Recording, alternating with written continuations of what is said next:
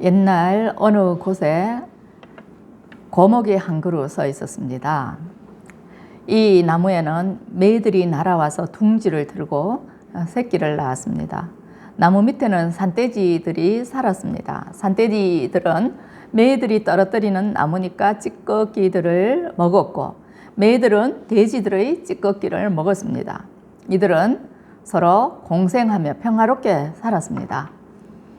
그런데 이들을 지켜보던 여우는 셈이 났습니다. 그래서 이간질을 시작하였습니다. 여우는 곧장 매에게로 달려가서 이렇게 말했습니다. 나무 밑에 있는 돼지들은 너희 매를 잡아먹으려고 매일 나무 밑둥을 갉아먹고 있어. 얼마 못 가 나무가 쓰러지면 내 새끼들은 떨어져서 돼지의 밥이 될 것이야. 이따금 나무가 심하게 흔들리지 않든 그게 바로 밑둥이 넘어지려는 징조야. 이번에는 돼지에게로 달려갔습니다. 그리고는 이렇게 말했습니다. 나무 위에 있는 매들은 너희 돼지 새끼들을 잡아먹으려고 항상 기회만 노리고 있단다. 어미 돼지가 먹이를 구하러 멀리 가면 그때 새끼를 잡아먹기 위해 이따금 어미 매가 내려와서 너희 집을 기웃거리며 먹이를 찾지 않든 그게 바로 매가 새끼를 노릴 때란 말이다. 이렇게 해서 매와 돼지는 서로를 믿지 못하게 되었습니다. 먹이를 구하러 나갈 수가 없게 된 것이죠. 혹시 나간 사이에 나무가 쓰러지면 새끼들이 돼지에게 잡아먹힐까 염려스럽고, 그래서 꼼짝 못하고 새끼들을 지키고 있었어요. 돼지도 마찬가지였습니다. 먹이를 구하러 갔다가는 매들이 새끼들을 다 잡아먹을 것만 같아서 서로 경계하면서 지키다가 결국은 둘 다 굶주려서 죽고 말았습니다. 이 여우는요, 이솝 우화에 자주 등장하는데 아주 성질이 고약하고 질투가 많고 시기심이 많아서 남이 잘 되는 것을 못 보는 그런 캐릭터로 등장을 합니다. 그래서 어떻게 해서든지 이간질을 시켜서 남의 것을 빼앗아 가고 남이 못되게 굴어야 직성이 풀리는 그러한 인물이 주인공이 여우이죠. 우리 주변에도 여우처럼 간사한 사람들이 있어요. 그 사람들은 이웃이 잘못될 때는 박수를 치며 좋아하다가 이웃이 잘 되기 시작하면 몹시 배아파합니다. 그래서 시기하고 질투하고 교묘하게 이간질을 해서 평화를 깨뜨려 버리는 겁니다. 행복한 부부관계가 파탄이 나고 친구 사이가 깨어지고 동료 관계가 깨어지고 이런 일을 여우 같은 사람이 한다는 거예요. 특히나 이제 사람들이 막 이제 삶에 꼽히기 시작하고 무슨 좋은 일이 있을 그 무렵, 전성기가 되었다 싶을 무렵에 이런 못된 짓을 한다는 거예요. 그래서 성경은 그런 때를 아주 조심해야 한다고 말씀하는데 아가서에도 보면 그런 내용이 있습니다. 아가서 2장 15절 말씀입니다. 우리를 위하여 여우 곧 포도원을 허는 작은 여우를 잡으라. 우리의 포도원에 꽃이 피었습니다. 이 아가서는 솔로몬과 술람미 여인의 사랑을 그린 책인데 이것은 교회와 성도의 관계를 비유한 것이기도 합니다. 교회와 성도, 하나님과 교회가 이렇게 좋은 관계를 유지하고 있고 사랑의 꽃이 피고 행복의 꽃이 피고 은혜의 꽃이 피기 시작할 때에 이간질하는 자가 있다는 거예요. 처음에는 작게 담을 헐기 시작해서 나중에는 그것이 점점 넓어져서 다 허물어지는 그런 일이 있다는 것을 말씀합니다. 우리 사랑을 허물어뜨리고 우리의 평화를 허물어뜨리고 우리의 믿음 생활을 허물어뜨리는 그 악한 것들이 우리 주변에 있다는 것입니다. 오늘 본문을 보면요, 예수님도 막강한 시험을 받으셨는데 그때가 바로 예수님께서 이제 막 공생애를 시작하기 위하여서 준비하시고 기도하신 때였습니다. 마태복음 4장 1절에서 11절 내용입니다. 그때 예수께서 성령에게 이끌려 마귀에게 시험을 받으러 강야로 가서 40일을 밤낮으로 금식하신 후에 줄이신지라.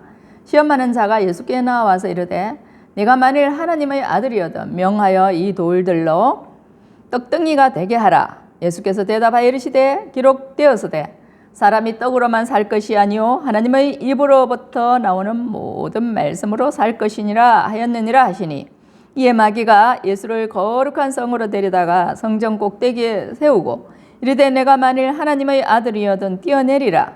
기록되었으되 그가 너를 위하여 그의 사자들을 명하시리니 그들이 손으로 너를 받들어 발이 돌에 부딪히지 않게 하리로다 하였느리라. 예수께서 이르시되 또 기록되었으되 주 너의 하나님을 시험하지 말라 하였느니라 하시니, 마귀가 또 그를 데리고 지극히 높은 산으로 가서 천하 만국과 그 영광을 보여 이르되 만일 내게 엎드려 경배하면 이 모든 것을 내게 주리라. 이에 예수께서 말씀하시되 사탄아 물러가라. 기록되었으되 주 너희 하나님께 경배하고 다만 그를 섬기라 하였느니라. 이에 마귀는 예수를 떠나고 천사들이 나와서 수정드니라. 예수님께서 사생애를 마치시고 이제 막 공생의 길에 들어서려는 그런 때였습니다. 30세쯤 되어서 예수님이 공생애를 시작하시는데, 그때 공생애를 본격적으로 시작하시기 전에 요단 동편에서 세례 요한에게 세례를 받으셨습니다. 세례 요한이 말렸지만 예수님은 세례를 받으셨어요. 예수님이 죄가 없으신데 왜 세례를 받으셨는가? 예수님은요, 하나님이시지만 또한 인간이시기 때문에 인간 세상에서 사셨습니다.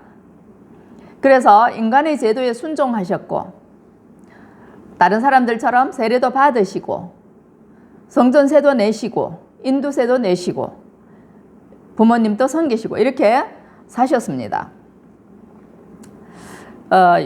마태복음 3장 13절에서 17절을 보면 예수님께서 세례 받으실 때에 그분이 하나님의 아들이시라는 것을 인증하는 장면이 있는데요. 16절입니다. 마태복음 3장 16절 17절을 보면요, 예수께서 세례를 받으시고 곧 물에서 올라오실새 하늘이 열리고 하나님의 성령이 비둘기같이 내려 자기 위에 임하심을 보시더니 하늘로부터 소리가 있어 말씀하시되 이는 내 사랑하는 아들이요 내 기뻐하는 자라 하시니라. 예수님이 세례 요한에게 세례를 받으시고 물에서 올라오실 때 하나님의 성령이 비둘기같이 내렸습니다. 그래서 예수님 위에 임하셨어요. 그리고 하늘로부터 소리가 들려왔습니다. 이는 내 사랑하는 아들이요 내 기뻐하는 자라. 예수 그리스도는 이 땅에 인간의 몸을 입고 오셨지만 하나님의 아들이라는 것을 하나님께서 친히 증거하셨습니다. 얼마나 놀랍고 영광스러운 장면인지 모릅니다. 참으로 이 땅에 하나님의 영광이 임한 거예요. 말씀이 육신이 되어 우리 가운데 임하시며 그 영광을 보니 하나님의 독생자의 영광이 은혜와 진리가 충만하더라고. 요한복음 1장 14절에서 말씀하고 있어요. 그런데 그 하나님의 길, 또 하나님의 뜻을 따라서 이제 공생애를 시작하시려는 예수님에게 시비를 거는 존재가 나타났습니다. 그게 바로 마귀라고 오늘 성경은 말씀하고 있죠. 예수님은요, 마귀에게 시험을 받으시기 전에 성령에 이끌려서 이제 강야로 가서 40일을 밤낮으로 금식하셨습니다. 40일 금식 기도는요, 아무나 하는 게 아니죠. 생명을 걸어야 할 수 있는 게 40일 금식 기도입니다. 우리는 사흘간만 먹지 못해도 난리가 나죠. 왜 나에게 먹을 거 주지 않느냐고 아무튼 폭동이 일어날 수도 있을 겁니다. 전체가 3일을 굶었다고 해보세요. 난리가 나지 않겠어요? 지난번에 강부들이 열흘 만에 구출이 된 사건이 있었죠. 그때 커피 믹스를 먹고 그렇게 견뎠다고 했습니다. 열흘 동안 살아 있었다는 것도 놀라운 일인데 예수님은요 40일간을 밤낮으로 금식을 하셨어요. 그러니까 이것은요 생명 걸지 않으면 할 수 없는 거예요. 우리가 보통 그 뭔가에 깊이 빠질 때 보면 미쳤다는 표현을 쓰는데, 우리가 어떤 일에 미쳐버리면요, 좋은 의미로 미쳤다는 겁니다. 배고픈 줄을 몰라요. 시간 가는 줄도 몰라요. 가끔씩 게임에 몰두한 애들 보면은 시간 가는 줄도 모르고 배고픈 줄도 모르고 그것만 하죠. 부모님이 불러도 듣지를 못하고 밥을 먹어야 되는 줄도 모르고 밤인지 낮인지도 모르고 그 일만 하는 거예요. 이렇게 자기가 좋아하는 일이 있으면 그렇게 사람이 몰입을 할 수 있어요. 평소에 밥 한 점 난리 나다가도 자기가 좋아하는 일에 미쳐 있을 때는 밥 한 점도 그만이에요. 예수님이 40일 기도하셨다는 것은 그만큼 하나님과 깊은 교제 안에 들어가 있었다는 겁니다. 먹지도 않고 마시지도 않고 교제할 만큼 엄밀하고 깊은 교제의 시간을 가졌다는 말씀이죠. 이 성경을 보면 모세도 40일 금식 기도를 2번 했었죠. 첫 번째 기도는 이제 시내산에 올라가서 하나님의 말씀을 2돌판에 받아올 때였는데, 그때 모세가 하나님의 말씀을 받아서 내려오는 동안 40일입니다. 근데 출애굽한 이스라엘 백성들은요, 고세를 참지 못하여서 산 아래에서 금송아지로 우상을 만들어 놓고 저것이 우리를 애굽에서 인도하여 낸 신이다 하면서 잔치하고 먹고 떠들고 춤추고 있었습니다. 모세가 내려왔을 때 그 모습을 보고 깜짝 놀랐어요. 그리고 화가 났죠. 그래서 하나님의 말씀이 새겨진 2돌판을 던져서 깨트려 버렸습니다. 하나님과의 언약이 깨어져 버린 것이죠. 출애굽기 19장에서 하나님과 이스라엘 백성이 언약식을 체결하셨어요. 너희는 내 백성이 되고 나는 너희의 하나님이 되리라. 그 말씀을 하시고 그들이 아멘 했는데, 그 모세라는 영적인 지도자가 없는 40일 사이에 그들이 무너졌습니다. 왜요? 마귀 사탄이 속삭속삭 했겠죠. 모세는 사라지고 없어. 산에 올라가더니 내려오지도 않아. 죽었는지 살았는지 알지 못한다. 그러니까 너희가 신을 만들어. 그래서 자기들 스스로 만들어낸 신이 금송아지였어요. 그걸 만들어 놓고 하나님이라고 자기 손으로 만들어 놓고 숭배하며 절하는 것이 인간이라는 거예요. 모세가요 40일 금식 기도했을 때 얼마나 은혜가 충만했을까요? 우리는 보통 40일 금식 기도하고 나면요, 은혜가 충만해서 영안이 열리고 방언이 터지고 병든 자를 위하여 기도한 즉 병이 떠나가고 기머거리는 열리고 귀신은 떠나갈 줄 알아요.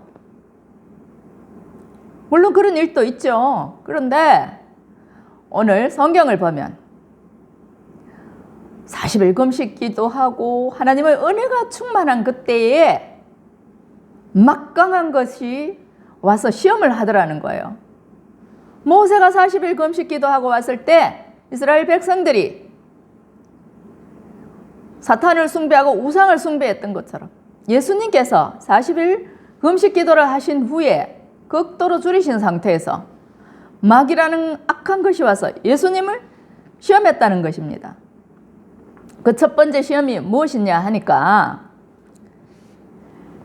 내가 만일 하나님의 아들이어든 명하여 이 돌들로 떡덩이가 되게 하라 입니다. 마태복음 4장 3절이죠. 네가 만일 하나님의 아들이어든 이렇게 합니다. 예수님이 하나님의 아들이신데 인간의 몸을 입고 이 땅에 오셨다는 것을 마귀 사탄은 알고 있죠. 그런데 왜 이렇게 뜨느냐? 하나님의 아들이 어떻게 인간이 될 수 있어? 이런 비아냥거림도 있고요. 혹은 예수님의 능력을 행사하게 하여서 쇼로 만들려는 그러한 의도가 있는 거예요. 마귀가 가장 먼저 하나님의 아들이라는 그 정체성을 예수님께 들이민 거예요. 너 하나님의 아들이니까 못할 것 없지? 그러니 수단 방법 가리지 말고 떡 만들어서 줄인 배를 채워봐. 이렇게 한 거죠. 하나님의 아들은 돌로 떡을 만들 수가 있잖아요. 우리는 못하지만 하나님은 천지를 창조하신 분이잖아요. 예수님 뭐 못하실 게 뭐가 있습니까? 오병이어의 기적을 일으키시고 질병이어의 기적도 일으키셨고 물 위도 걸으셨고 안전뱅이도 일으키셨고 못할 것이 없는 분이죠. 그걸 이용한 거예요. 자기를 위해서 쇼를 해보라는 것이죠. 근데 예수님이 속으실 리가 없죠. 사람이 떡으로만 살 것이 아니요 하나님의 입으로부터 나오는 모든 말씀으로 살 것이라 하였느니라 하시니 4절. 예수님은요 인간이 실패한 그 모든 시험을요 어떻게 해야 이길 수 있고 어떻게 해야 회복할 수 있는가를 가르쳐 주시기 위해서 이 땅에 오셨어요. 그래서 요한복음 6장에서는요 나는 하늘에서 내려온 살아있는 떡이라고 말씀하셨어요. 나를 먹고 마시는 자는 그 속에서 영생하도록 솟아나는 샘물이 나리라 말씀하셨어요. 생명의 떡으로 오셨단 말씀입니다. 그러니 예수님이 마귀 좋으라고 돌들로 떡을 만들어 드실 일은 없는 것이었죠. 요한복음 4장에서는요 예수님이 수가성의 여인을 만나서 이야기를 하셨는데 제자들이 돌아와서 보니 예수님이 이제 그 여인과 이야기를 한 다음에 여러 가지 질문들이 오가는 것을 볼 수 있는데 제자들은요 예수님을 오해하였어요. 그래서 우리가 모르는 사이 알지 못하는 사이에 누가 예수님이 드실 것을 갖다 드렸는가 이렇게 이야기를 했습니다. 예수님이 여인과 대화할 때 제자들은 동네에 가서 음식을 사왔거든요. 근데 예수님이 드시지 않는 거예요. 그러면서 하시는 말씀이 내게는 너희가 알지 못하는 먹을 양식이 있느니라 이렇게 말씀하셨어요. 그랬더니 제자들은 야 우리가 떡 사러 간 사이에 누가 예수님께 먹을 것을 갖다 드렸단 말인가 이렇게 생각한 거죠. 근데 예수님은 이렇게 말씀하셔요. 나의 양식은 나를 보내신 이의 뜻을 행하며 그의 일을 온전히 이루는 것이니라. 요한복음 4장 34절 말씀입니다. 예수님의 양식은요 하나님의 뜻을 행하고 하나님의 일을 온전히 이루는 것이 목적이라는 거예요. 그게 예수님이 드실 양식이라는 거예요. 우리가 이해할 수 없는 말씀을 하시죠. 너희들은 매일같이 육신의 떡만 구하지만 내가 온 목적은 그게 아니야. 하나님의 뜻을 이루기 위해서 왔어. 이렇게 말씀하시죠. 그렇기 때문에 예수님 자신을 위해서 돌로 떡을 만들어 드시는 일은 하지 않았다는 거예요. 사실 먹는 것은 인류가 시급히 해결해야 할 문제이고 가장 오래된 시험이기도 했습니다. 그 예가 바로 선악과 사건인데요. 아담과 하와는 에덴 동산에서 행복했습니다. 그들은 먹을 것이 부족하지 않았어요. 선악과 한 가지만 빼고 다 하나님이 먹도록 허락하셨어요. 생명나무 열매도 있었고 얼마나 풍족하고 행복하고 죄가 없이 아름다웠는지 모릅니다. 그 평화로운 곳에 사탄이 끼어들었죠. 그래서 아담과 하와를 불행에 빠뜨려 버렸습니다. 사탄은요 타락한 천사인데 하나님을 대적하다가 하늘에서 쫓겨났습니다. 그래서 공중권세를 잡고 하나님을 대적하는데 그것이 바로 하나님이 사랑하시는 사람들을 괴롭히는 거였어요.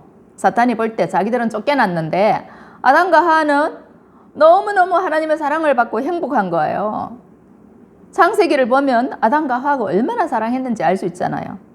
아담이 하와를 이끌어왔을 때 이는 내 뼈중의 뼈요 내 살중의 살이로다. 나의 분신이다. 나와 똑같다. 이렇게 고백했습니다. 그랬는데 이 선악과를 먹고 나서는 뭐예요? 서로 변명하고 핑계하고 이 여자가 하면서 그렇게 미워하는 역사가 시작되었습니다.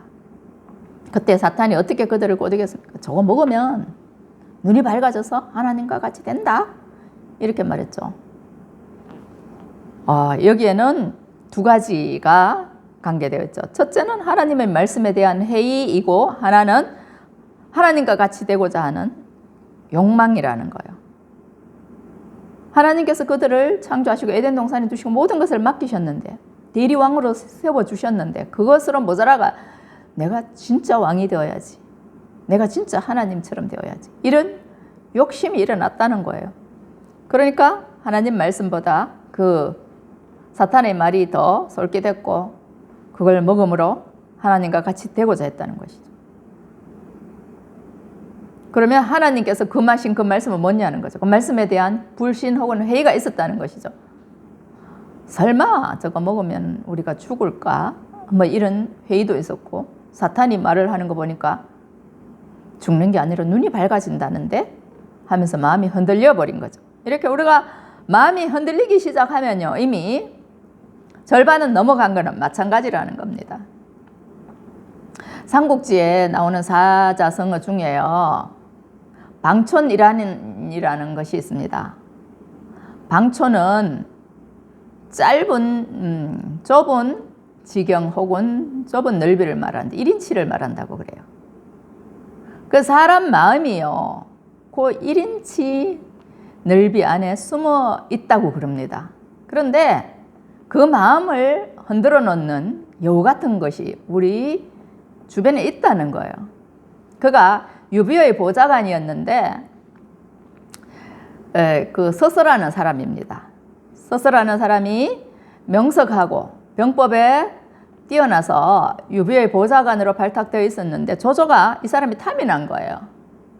그래서 이 서서를 자기 사람으로 삼고 싶어서 사람을 보낸데 서서가 거절을 하였어요.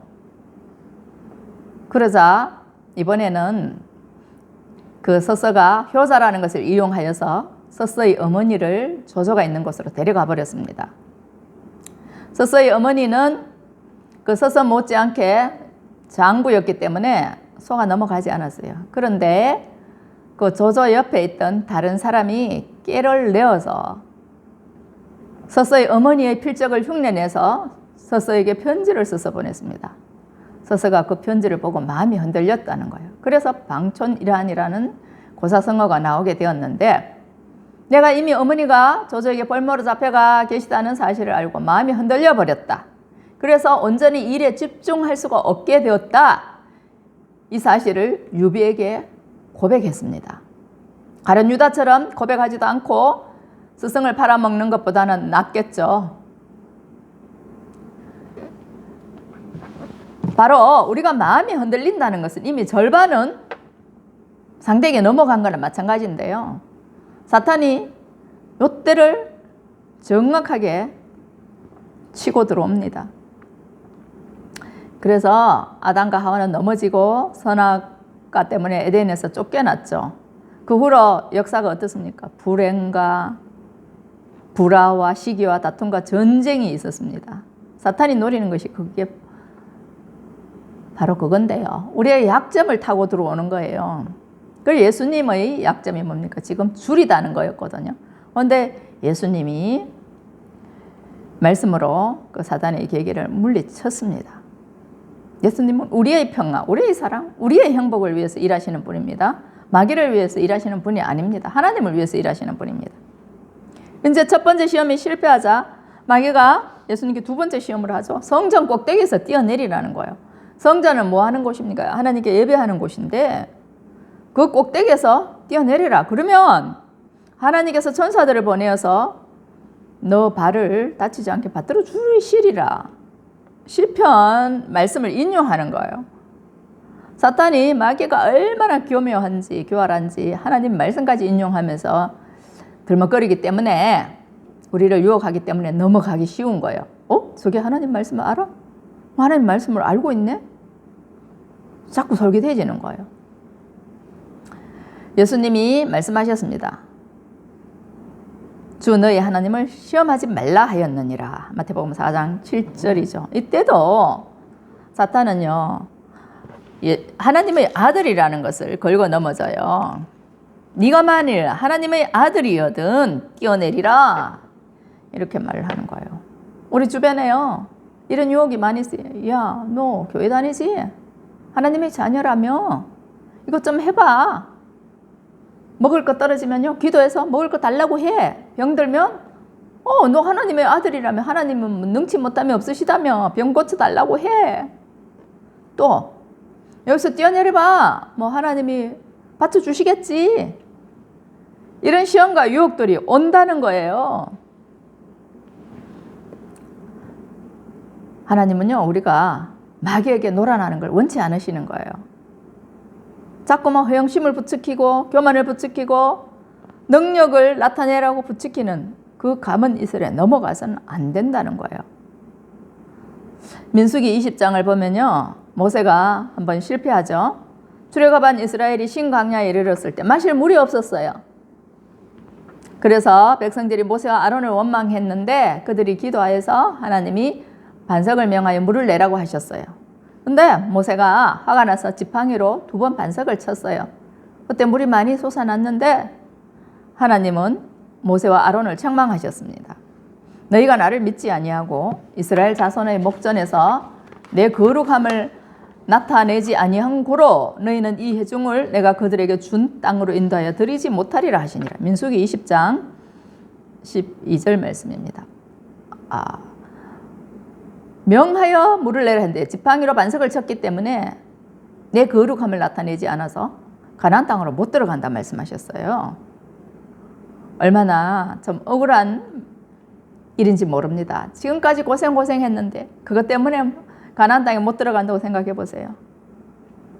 참 하나님 너무 하시나 싶은 생각이 들 수도 있어요. 그런데 모세하고 아론 순종했죠.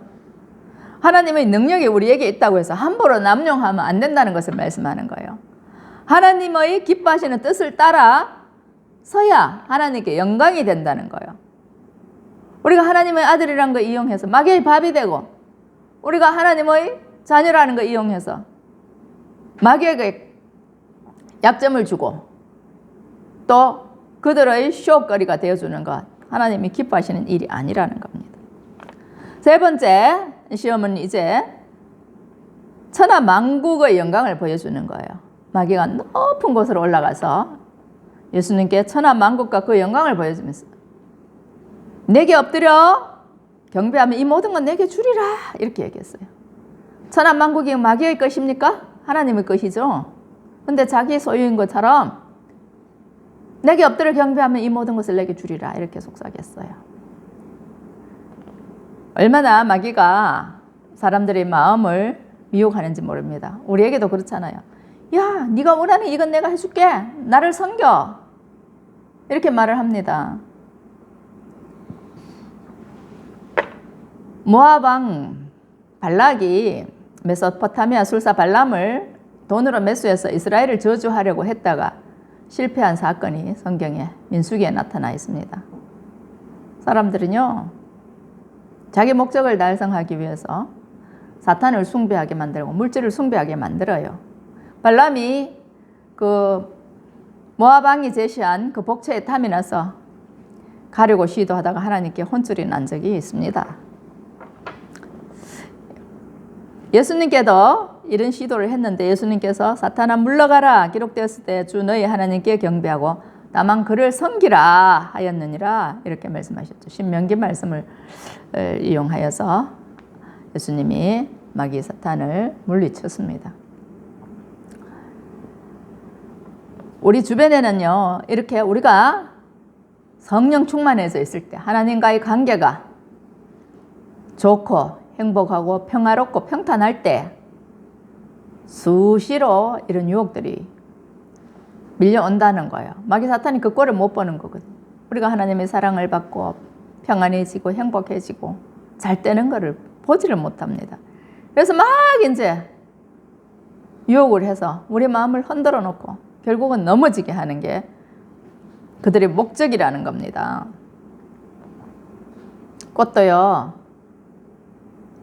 피었을 때가 가장 이쁜 거예요. 이와 같이 우리 인생이 이제 절정의 순간을 맞이하고 가장 예쁘게 전개되기 시작할 그 무렵에 유혹도 강하게 밀려온다는 겁니다. 신혼여행에서 막 돌아온 신혼부부에게 엄청난 악몽 같은 것들이 일어날 수가 있다는 거예요. 강하면 강할수록 마귀 사탄도 강하게 나오는 겁니다. 예수님은 하나님의 아들이시기 때문에 마귀도 생명 걸고 하나님의 아들로서 하시는 사역을 막으려고 발악을 하는 거죠. 오늘 여러분 가운데, 우리 가운데 어떤 시험과 유혹이 있습니까?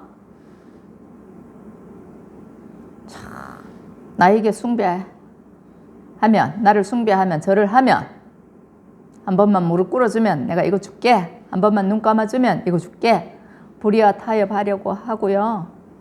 그 다음에 여러 가지 달콤한 유혹으로 우리를 넘어지게 하려고 합니다. 하나님이 기뻐하신 일을 못하게 하도록 방해하는 세력들이 우리 주변에 수시로 온단 말입니다. 예수님은요, 오늘 본문을 통해서 우리 인생에 경험할 수 있는 대표적인 시험 3가지를 보여주셨어요. 우리가 어떻게 대처해야 하는가? 하나님의 말씀으로 물리쳐라, 믿음으로 물리쳐라, 이렇게 가르쳐 주신 거예요. 하나님 말씀이 없으면 다 넘어집니다. 좀 전에 은혜를 받았다 해도 출애굽한 이스라엘 백성들처럼 구원이라는 큰 사건을 경험하고 홍해를 건너오는 이적을 경험했다 할지라도 방심하면 금세 넘어진다는 거. 지금 활짝 이제 꽃이 피기 시작하는데 열매를 맺기도 전에 져버린다는 것을요, 성경 가르쳐 주는 거예요. 그래서 고린도전서 10장 12절에서 13절은 이렇게 말씀합니다. 그런즉 선줄로 생각하는 자는 넘어질까 조심하라. 사람이 감당할 시험 밖에는 너희가 당한 것이 없나니 오직 하나님은 미쁘사 너희가 감당하지 못할 시험 당함을 허락하지 아니하시고 시험 당할 즈음에 또한 피할 길을 내사 너희로 능히 감당하게 하시느니라. 하나님은요, 우리를 시험하시기도 합니다. 예수님도 성령에 이끌리셔서 마귀에게 시험을 받으셨죠. 근데 감당할 만한 시험을 주신다고 그랬어요. 이삭도 하나님께 번제로 바쳐진 적이 있죠. 아브라함에게 하신 시험입니다. 욥은 어떤 시험을 받았습니까? 사탄이 참수하는 바람에 10아들 하루아침에 잃고 전 재산 하루아침에 잃었습니다. 그러나 다 감당을 함으로 말미암아서 이전보다 더 좋은 믿음으로 자라게 되었죠. 하나님이 시험하실 때는 이렇게 우리를 믿고 더 큰 그릇이 되라고, 더 큰 사람이 되라고 모진 시험을 하실 때가 있어요. 근데 우리는 하나님 우리를 미워해서 그러신다고 생각하죠. 사탄에게 우리를 붙이시기도 하고 하나님이 친히 시험하시기도 하고 그러는 거예요. 그래서 우리가 이 하나님 말씀을 잘 알지 못하면 언제든 넘어질 수 있다는 겁니다. 오늘 본문의 말씀을 씹고 씹으면서 내 인생이 지금 꽃이 피는 중인가? 그때 가장 위험한 시기라는 것을 인식하시고 그 포도원을 흘려고 오는 여우를 잡으시기 바랍니다. 기도하겠습니다. 참 좋으신 하나님 아버지, 오늘 마태복음 4장의 말씀을 통하여서 정말 우리가 성령 충만하고 은혜 충만하고 사랑이 꽃피고 모든 것이 평탄할 그 시기에 엄청난 유혹이 있다는 것을 알게 하시니 감사를 드립니다. 예수님을 시험했던 마귀 사탄의 시험이 우리에게도 있습니다. 하나님, 이 시험들을 우리가 어떻게 이겨낼 것인가를 오늘 본문을 통해서 발견하게 하시고 또 하나님께 날마다 기도함으로써 말씀에 순종하는 자들이 되게 하시고 모든 탐심을 물리치며 악한 것들의 계기를 깨뜨리는 은혜가 있기를 바랍니다. 오늘 이 자리에 함께하지 못한 성도님들, 우리 예신교회를 위해서 중보하시고 도우시는 분들 함께 붙들어 주시고 온전히 주님께만 영광을 돌리게 하시며 주님이 기뻐하시는 그 일을 할 수 있도록 인도하여 주시옵소서. 모든 악한 것들의 계계를 물리칠 만한 믿음을 주시옵소서. 우리 주 예수 그리스도 이름으로 간절히 기도하옵나이다. 아멘.